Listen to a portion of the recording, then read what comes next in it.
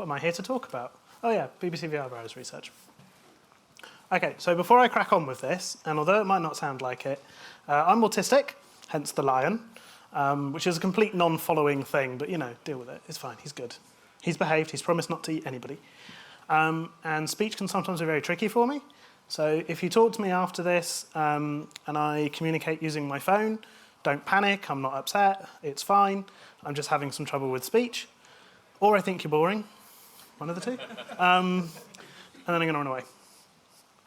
So who am I and what do I do? I'm Jamie, this is Lion, and I'm a senior research engineer. Basically, so let's get a feel for the room. Who in here is a developer? Cool. I put my hand up, but I'm actually a recovering developer. I only develop recreationally at the weekend.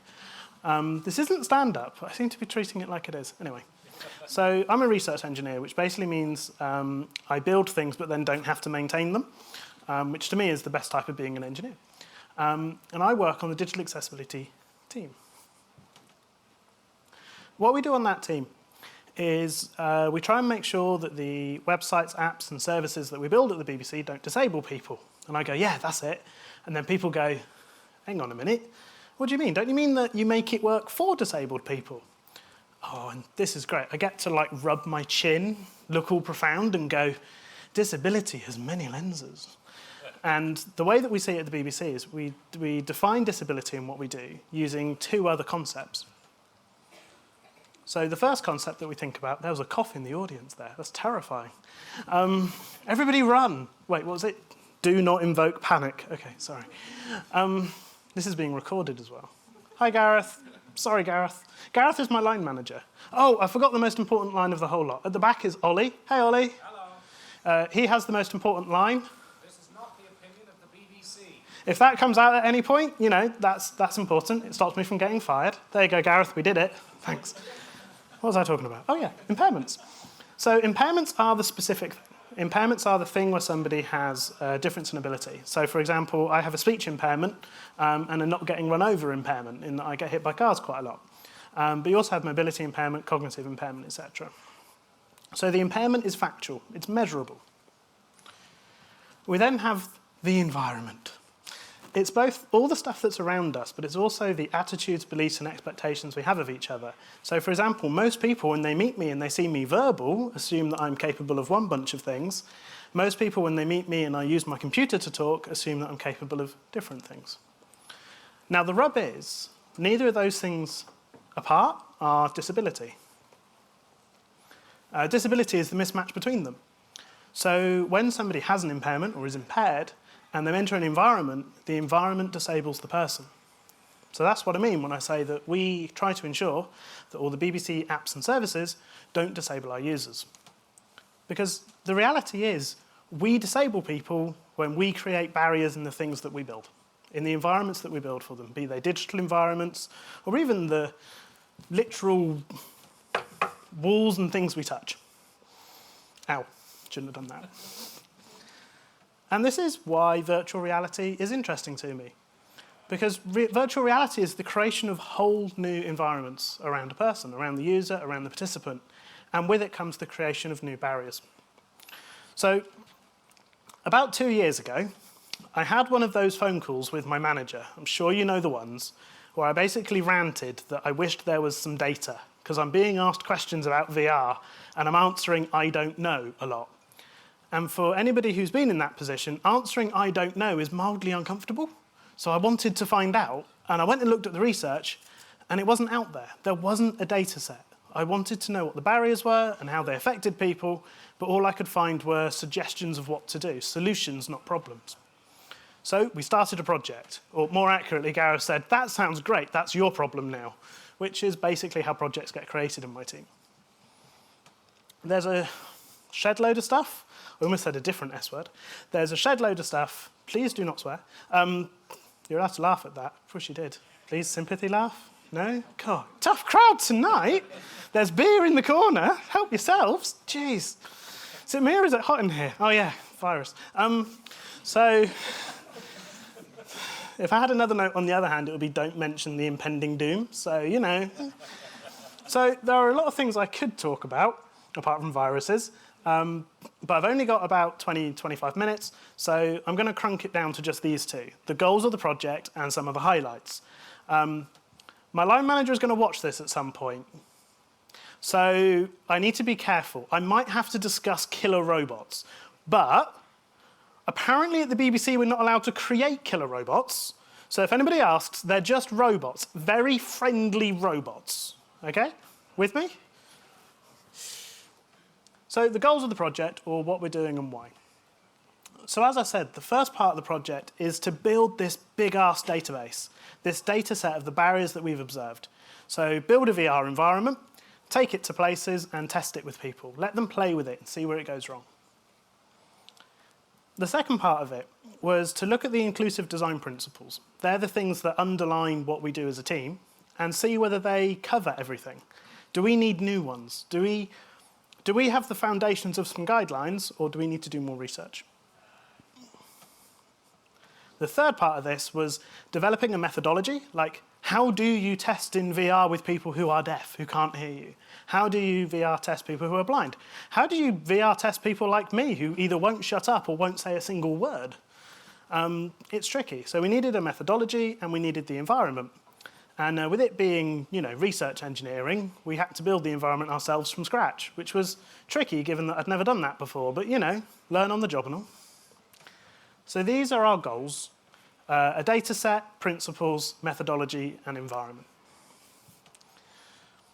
We're not doing solutions, they come later. We're not doing guidelines yet, they come later. And as I'm sure as hell not coding a framework. If anybody ever asks you, build a framework, the correct answer is no, and then run away. I used to work on the OTG frameworks team. And I can remember the golden words, why don't we adopt jQuery? They make me shudder at night. It would be nice if you laughed at that. Oh, fine. So in a nutshell, we're not doing science. We're looking for questions, not solutions. We're trying to understand those barriers. And we're trying to get the broadest group possible. So our total, we're over 100 already. Our goal is about 150 users. So that's a big, big group of people. Apparently, that is my goal achieved for activity. Woo! They sound like they're having fun. You're here when you could be playing ping pong, life choices and all that. So the next part of this is actually the meat of this talk, which is I want to share 3 highlights with you. Now, to be honest, where's Lewis? Hello. Hopefully you won't start crying. I actually wrote this talk for a different event, so I'm going to run through the first bit quick because it's not nerdy fun, and then we'll get on to the nerdy fun. So the first highlight was making new friends in places where we didn't know people were. So we've been to special schools, we've been to service groups. We went and met a bunch of blind people who were on holiday because that's where they were. And to do this, we had to build a portable VR virtual reality testing lab that fit inside like not a shipping container, that would be amazing, fit inside a little tiny Pelly case. And I tell you what, you do not feel cooler than walking around with a Pelly case with a BBC logo on it. Everybody assumes you're a broadcast engineer. And if you say, oh yeah, we just parked the satellites, they completely believe you. It's brilliant. Don't do that, it's naughty, but it's brilliant. So we met people on holiday, we went to events, we visited people in their homes, and then we also brought people into the BBC itself. So that's meeting people. Now, the next part of this is one of the really fun bits, because who likes compiling custom Windows drivers? I don't either, but I did. I learned how to. That is arcane knowledge that you don't want, but it's possible. So one of the things that we look at is we look at mobility impairments. So mobility impairment is things like arthritis, anything that controls the dexterity, strength, and coordination of parts of your body.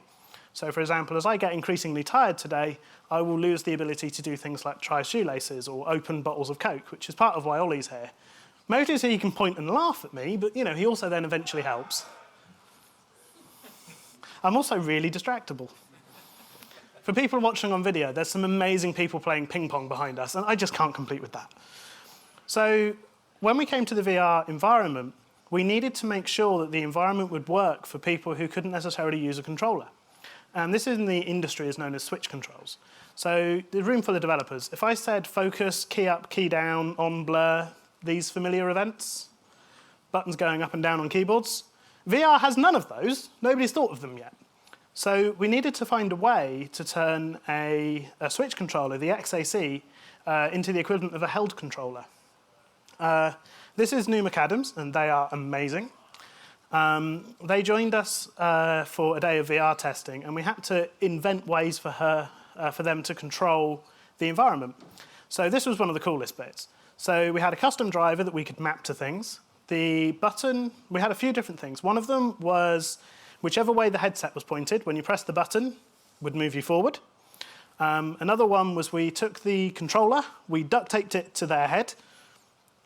That sounds kind of mean, but it worked really well. When they pressed down on a button, a teleport beam came up. Wherever they looked, they let go and they teleported there. So we've been doing stuff like that. We're doing this on the Unreal Engine, and we had to build the bits of technology to make it all work. There's also a really cool photo of the case. If you've never had the joy, it's really fun building Peli cases because it's like a 3D puzzle. And you go in with a plan, and 30 seconds later, your plan is gone. So you just wing it and hope. Anyway, Peli cases are amazing. So that's the Switch design. That was one of the highlights for me. Do you ever do those things that are both technically challenging and really rewarding? It's one of those. Seeing a user go from being completely unable to do something to thriving and enjoying an experience, it's brilliant. And it's one of the reasons I love being both an accessibility person and a research engineer, because then it's not my job to then look after it, which is brilliant. The next highlight is VR design and the robots. So I've got about 10 minutes, so I'm going to give you some boring, nerdy details. When I started this project, my line manager had one requirement, which is I'm not allowed to kill anyone, which seemed kind of reasonable, but, you know, not much fun there. And the trouble with VR is that nobody really knows what's safe yet, because there's not enough data, hence we're doing this project in the first place. So one of the things we had to do was work out how do we build our confidence that the environment that we've got is safe. And one of the first things we noticed was after the headset had been on for about an hour and a half, it all went to poo. It just stopped working. It just got really clunky and really horrible. But sitting there and moving your head around in a circle for an hour and a half gets really annoying. So we built a robot, because that's what everybody does. That's what this here does.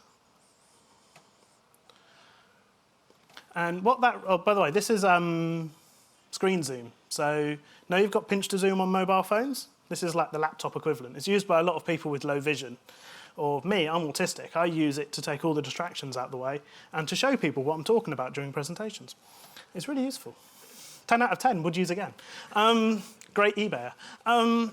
So we built this robot, and it moved continuously, and we could run it for like 8 hours, and we could work out the point where the machine became thermally saturated and then optimize from there. So in the end, we underclocked the CPU, so it used less power to leave more heat for the GPU, which used more power, and we made it stable at about 80% of its peak performance. The only trouble with that is it's really loud, and it goes bzzz, bzzz, bzzz. So it does sound like the incoming robot apocalypse, and you don't make good friends with your neighbors when you leave it running all night, just as an FYI. Noisy robots, don't tell the neighbors, or don't tell the neighbors, but anyway. So that's the kind of the robot part. We've also done some larger scale robot tests, as well as trying to think of things like stress testing. So if you've got the question of what is safe in VR, well, let's say I want to test it at the speed a human can move at. Well, what's the quickest thing a human does that doesn't involve crashing hard into another object? So you could say, what are the G-forces during a car crash? But we don't really do a car crash by ourselves. So when I was researching it, I remembered the hair flick. Now, in every advert ever, somebody walks out of the ocean with wet hair and they go, whoosh. Turns out lots of people have studied the physics of that, and you can find out all the velocities involved. So my next project is to build a robot, or a thing with elastic, that can move twice that fast, so we can confirm that our frame rates keep up whilst it's moving twice that fast, and therefore we probably won't kill anybody. See, research engineer. It's fun. It's slightly terrifying. There are also lots of other cheats in this environment, because I've got a few extra more minutes to talk. Do you see these trees? No, you don't see those trees. I've just zoomed in on the wrong screen. Right. So these trees, they're rendered in real time, and because we haven't got enough performance to have dynamic lighting, the trees blow in the wind, but their shadows don't, which is a little bit awkward. But the other problem was without the trees, it looked really bare and really artificial. But I didn't have enough performance for 3 trees. So it's one tree rotated 30% each time, so it looks like 3 different trees if you stand in one place. But if you look closely enough, it's one tree, and they're all swaying in opposite directions. But again, nobody ever notices. So that's kind of one of the technical things. I'm trying to think of what else to talk about. I've got another 10 minutes, so are there any questions that I can answer before I move on to kind of wrapping this up? Really? Hello. What was your main barrier during your VR research? The biggest barrier experienced are, there's 2, which are the controllers, which have all sorts of design problems, because you need to be able to move your index finger and your thumb separately. The second problem, which to be honest, I should have seen coming, given that contrast is like one of the main accessibility things we do. Our environment has white walls, and the controllers in the game are rendered in white. And of course, there is no contrast between the controller and the wall. So for a lot of low vision and blind users, they'd hold the controllers and go, "Where are my hands?" and literally wave their hands in front of their face, and they can't see them.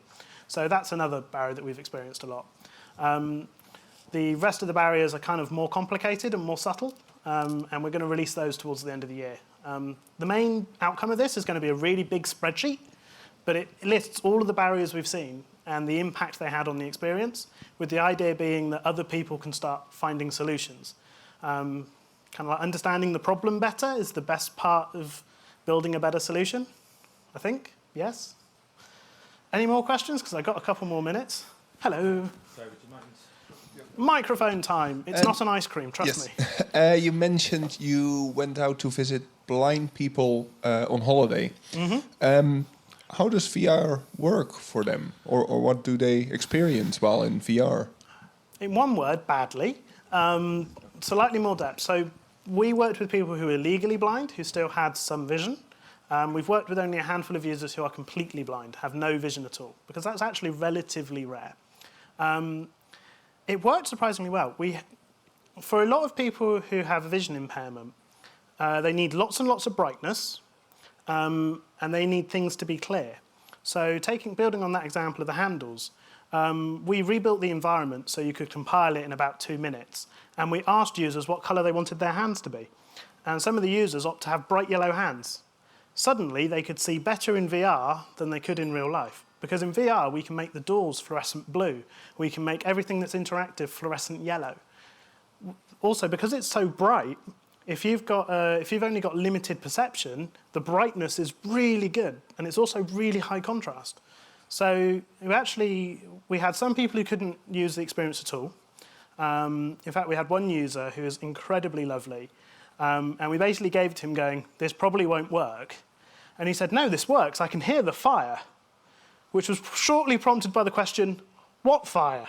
And what it was behind him in the VR environment, there was a big screen, and on that screen it was playing a video from a fireplace. And that had come through in surround sound, but nothing else had. So every now and then he'd go, "According to my ears, there's a bird flying directly at me." whichever way he faced, right? So there were some problems as well. So those sorts of things. We've also got a lot of users who have, say, limited vision. So we had one user who had very limited vision. So the way that he'd approach the environment would be to look where he had the vision.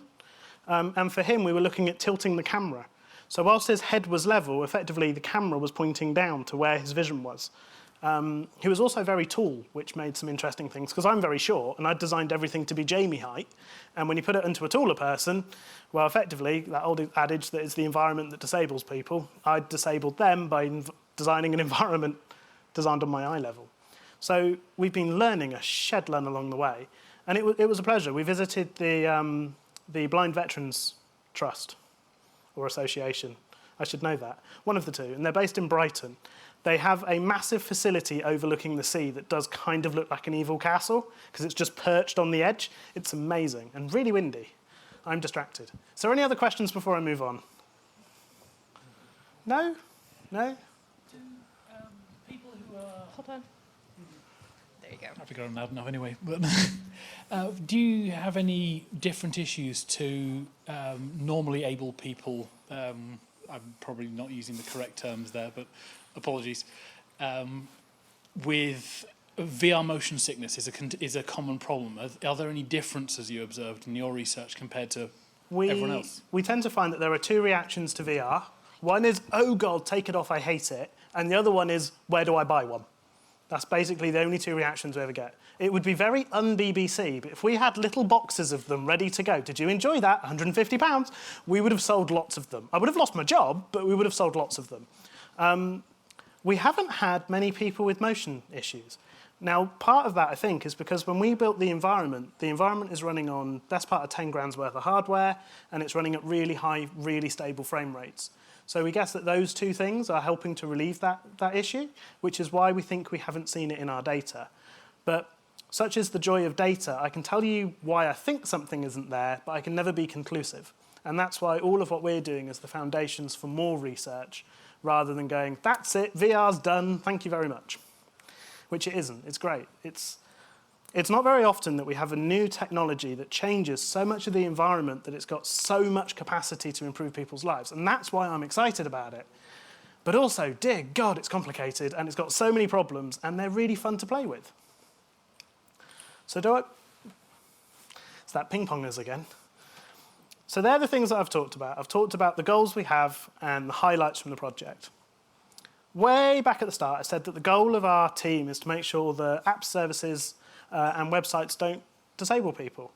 And now we're expanding that to VR as well. And we're going to do about 6 events over the next year. So if you want to find out more, come and find me, and I will monologue at you at length about it. Lucky you.